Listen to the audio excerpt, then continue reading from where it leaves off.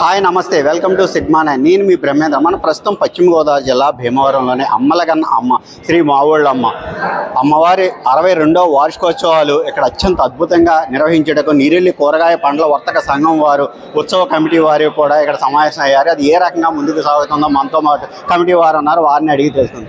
Sir, 62 సంవత్సరాల నుంచి అమ్మవారి ఉత్సవాలు అంటే దేశంలోనే ఇది అద్భుతమైన విషయం. ఇది ఏ విధంగా నడుస్తుంది, ముందు ఎలా సాగుతుంది? శ్రీ మావోళ్ళమ్మ దేవతాయ నమః. ఈ కార్యక్రమంలో ఇంచుమించుగా 1965కు ముందు ఈ ప్రాంతంలో మా పూర్వీకులు పండ్లు కూరగాయల వ్యాపారం చేస్తూ జీవించేవారు. ఇక్కడ కృష్ణాష్టమి ఉత్సవాలు జరిగాయి. అది వర్షాల కాలం కావడంతో మేము ఆ రోజున మా పెద్ద ఏర్పడిన చలువ పందులు కావచ్చు, అలాగే సాంస్కృతిక కార్యక్రమాలు కావచ్చు, ఆటంకం ఏర్పడుతూ ఉండేవి. 1965 సంవత్సరంలో మా పెద్దలు సమావేశమై మనం ఎంత కష్టపడి ఇక డెకరేషన్ అవి చేస్తున్నాం, ఇవన్నీ పాడైపోతున్నాయి, ఏం చేద్దామని చెప్పి అంటే మా పెద్దలు ఒక ఆయన, మనం ఈ ప్రాంతంలో వ్యాపారం చేసుకుని జీవిస్తున్నాం, ఇక్కడ మావోళ్ళమ్మ గుడి పూర్తిగా పాడైపోయి శిథిలం అయిపోయి ఉంది, కనీసం ఒక దీపం పెట్టి పరిస్థితి కూడా లేదు అమ్మవారికి. అందు కాబట్టి ఇక్కడ మన అమ్మవారి గుడిని డెవలప్మెంట్ చేసుకుంటూ బాగు చేసుకుంటూ సంక్రాంతికి మావోళ్ళమ్మ ఉత్సవాలు చేద్దామని చెప్పని తలపెట్టి తొలినాళ్ళలో ఇక్కడ 13 రోజులు ఉత్సవాలు చేసేవారు. దీనికి నిధులు ఎలాగా అమ్మవారి గుడిని మనం బాగు చేసుకోవాలి, అలాగే ఉత్సవాలు చేయాలి, నిధులు కావాలి కదా మనకి. ఎలాగ అనుకున్నప్పుడు మన వ్యాపారాల నుంచి ప్రతి సాల్తీ మీద ఒక తట్ట కావచ్చు, పుట్ట కావచ్చు, ఒక పైసా గడికి తీసి ఆ డబ్బును కూడబెట్టి పక్కన పెట్టి అమ్మవారి ఉత్సవాలకి అలాగే గుడి బాగు చేయడానికి ఉపయోగించాలని చెప్పని ఆనాడు ఒక తీర్మానం చేసి, ఆ తీర్మానం ప్రకారం అప్పట్లో ప్రతి సాల్తీ మీద ఒక పైసా తీసి ఆ డబ్బుని పోగు చేసి సంవత్సరంతో పోగు చేసి ఈ ఉత్సవాలు ఖర్చు పెడుతూ ఉండేవారు.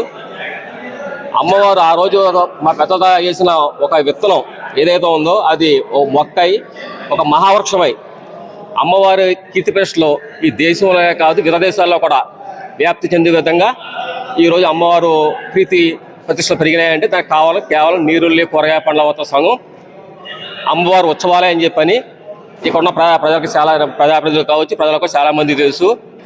రాబోయే రోజుల్లో కూడా ఈ ఉత్సవాలని మరింత శోభాయమానంగా తీర్చిదిద్దడానికి మా కమిటీ వారు ఎన్నెల కృషి చేస్తారని చెప్పని తెలియజేస్తున్నాం.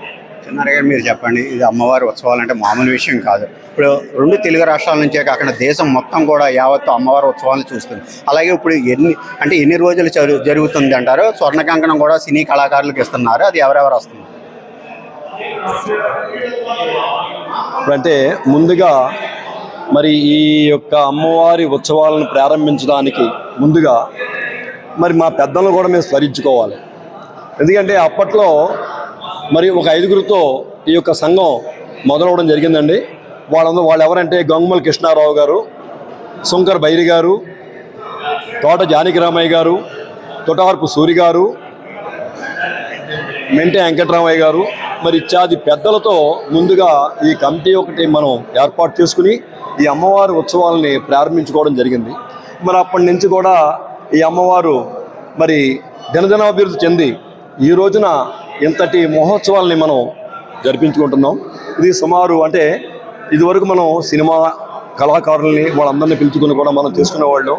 కానీ కొన్ని ఇబ్బందుల వల్ల మేము అవన్నీ కూడా తప్పించుకుని ఇప్పుడు ఈ యొక్క కార్యక్రమాలని మనం చేసుకోవాలని చెప్పేసి ఈ నెల రోజులు కూడా అందరినీ మా బావ చెప్పినట్టుగా మరి ఈ యొక్క కార్యక్రమాన్ని చాలా దిగ్విజయంగా మేము చేసుకుంటున్నాం. ఇంత దిగ్విజయం అవడానికి కారణం కూడా మరి ప్రెస్ వారు, మీరు మాకు తోడుగా నీడగా ఉండి ఈ మహోత్సవాలని ముందుకు తీసుకెళ్తున్నారు.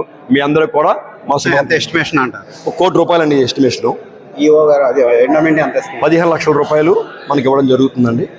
తర్వాత మా పెద్దలు చెప్పారండి, ప్రతిరోజు కూడా ఇక్కడ మరి మనం భోజనాలు పెట్టుకుంటున్నాం. అంటే ఎక్కడెక్కడి నుంచో వస్తున్నారో వాళ్ళందరూ కూడా మేము భోజనాలు పెట్టుకుంటున్నాం.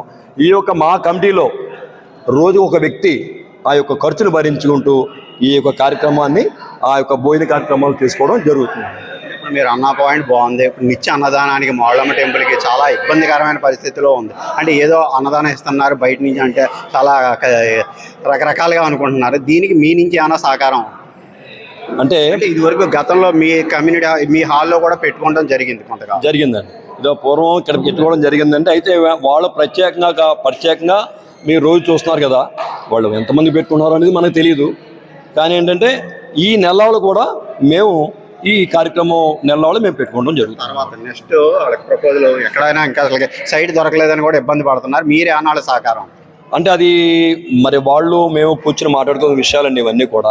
ఎందుకంటే వాళ్ళు కూడా మాతో కోఆపరేట్గా ఉంటారు. ఇంకా కూడా ముందుగా మాతో కూడా కలిసి ముందుకెళ్తే ఇంకా బాగుంటుందని మేము అనుకుంటున్నాం.